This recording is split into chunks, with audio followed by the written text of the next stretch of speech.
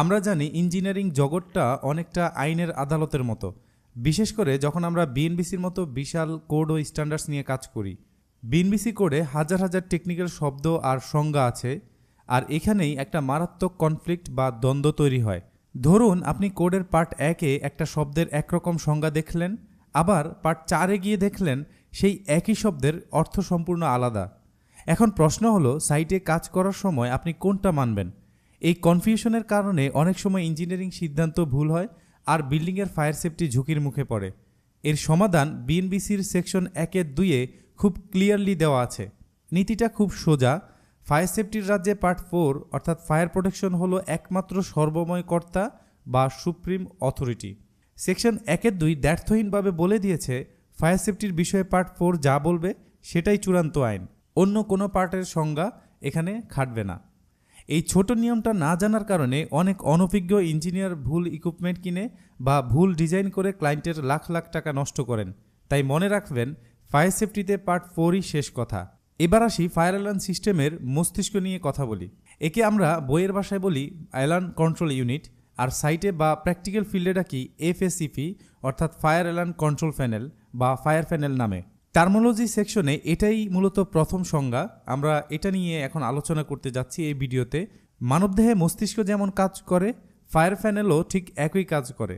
চলুন একটা সহজ উদাহরণ দিয়ে বিষয়টা বুঝি। কল্পনা করুন আপনার আঙ্গুলে হঠাৎ আগুনের ছ্যাঁকা লাগলো। এখানে আপনার আঙ্গুল বা ত্বক হলো একটা ইনিশিয়েটিং ডিভাইস। ফায়ার সেফটির ভাষায় এটা হলো স্মোক ডিটেক্টর বা হিট ডিটেক্টর, যে সবার আগে বিপদ বা আগুনের খবরটা পায়। আঙ্গুল পোড়ার সাথে সাথে আপনার স্নায়ুতন্ত্র যেমন খবরটা ব্রেনে পাঠায়, ঠিক তেমনি ডিটেক্টরগুলো তারের মাধ্যমে সিগন্যাল পাঠায় এফএসিপি এর কাছে।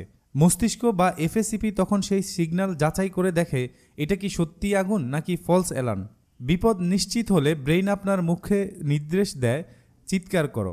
ফায়ার সিস্টেমে এই চিৎকার করার কাজটা করে সাইরেন, হর্ন বা স্টোভ লাইট, যাদের আমরা বলি সিগন্যালিং ডিভাইস। প্যানেল এদের চালু করে দেয় যাতে বিল্ডিংয়ের সবাই সতর্ক হয়ে পালাতে পারে।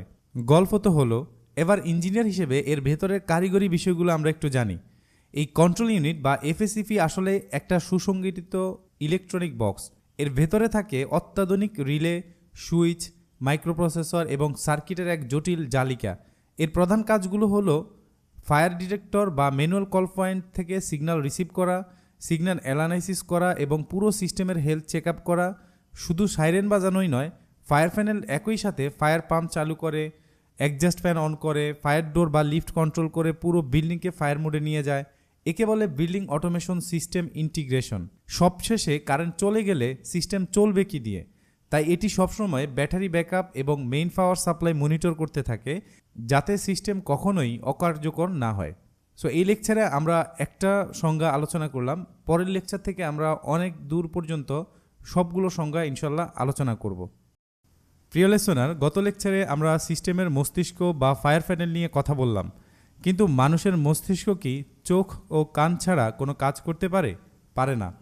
ঠিক তেমনি একটি ফায়ার অ্যালার্ম সিস্টেমের মূল ভিত্তি হলো এর অ্যালার্ম ইনিশিয়েটিং ডিভাইসেস।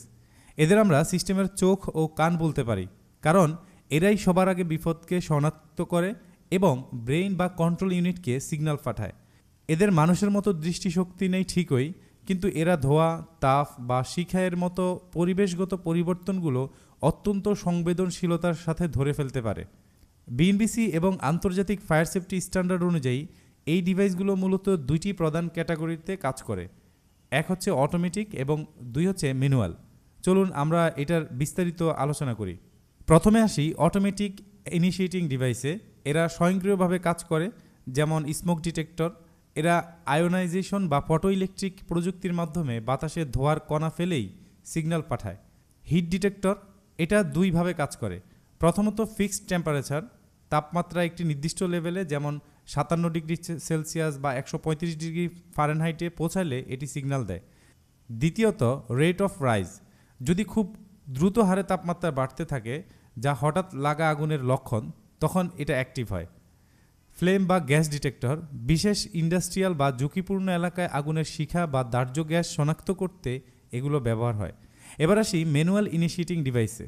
এগুলো মানুষের হাতের ছোঁয়ায় কাজ করে, যেমন ম্যানুয়াল কল পয়েন্ট বা ফুল স্টেশন। ধরুন আপনি নিজের চোখে আগুন দেখলেন, তখন ডিটেক্টরের জন্য অপেক্ষা না করে আপনি নিজেই কাচ ভেঙে বা সুইচ টিপে অ্যালার্ম দিতে পারেন। বিএনবিসি অনুযায়ী সিঁড়ির কাছে বা সহজে যাওয়া যায় এমন জায়গায় এগুলো বসানো বাধ্যতামূলক। মনে রাখবেন, সাইটে ইঞ্জিনিয়ার হিসেবে আপনার কাজ হলো এই চোখগুলো বা ডিভাইসগুলো সবসময় সচল রাখা। নিয়মিত টেস্ট না করলে পুরো সিস্টেমেই অকেজো হয়ে যেতে পারে। এখন আমরা দেখব ফায়ার সেফটি সিস্টেমের সিগন্যাল ট্রাভেল ফ্লোর চার্ট। একজন দক্ষ ইঞ্জিনিয়ার হিসেবে এই ফ্লো বা সিগন্যালের রাস্তা চেনাটা আপনার ট্রাভেল শুটিং বা সমস্যা সমাধানের জন্য সবচেয়ে বড় হাতিয়ার। সিগন্যালের যাত্রাটা হয় 3টি ধাপে: ইনপুট, কন্ট্রোল ইউনিট, আউটপুট বা নোটিফিকেশন। সো আমরা প্রথমে ইনপুট নিয়ে একটু আলোচনা করি। যাত্রা শুরু হয় ইনিশিয়েটিং ডিভাইস, যেমন আপনার স্মোক ডিটেক্টর বা এমসিপি থেকে।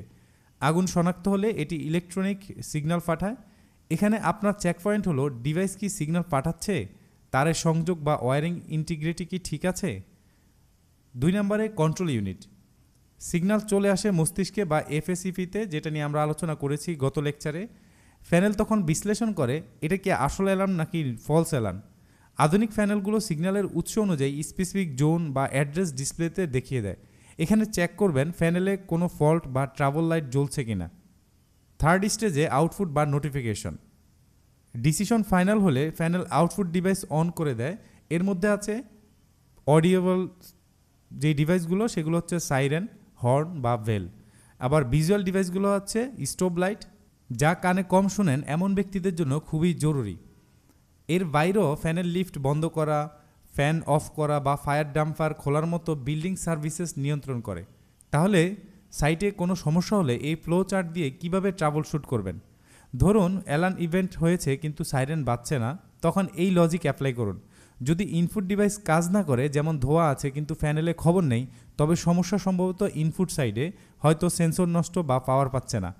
আর যদি ইনপুট আসে, প্যানেলে অ্যালার্ম দেখায় কিন্তু সাইরেন না বাজে, তবে সমস্যা কন্ট্রোল ইউনিটের লজিক বা আউটপুট সার্কিটে, হয়তো সাইরেনের তার কাটা বা পাওয়ার সাপ্লাই সমস্যা। এই ফ্লো চার্টটা মাথায় গেঁথে নিন।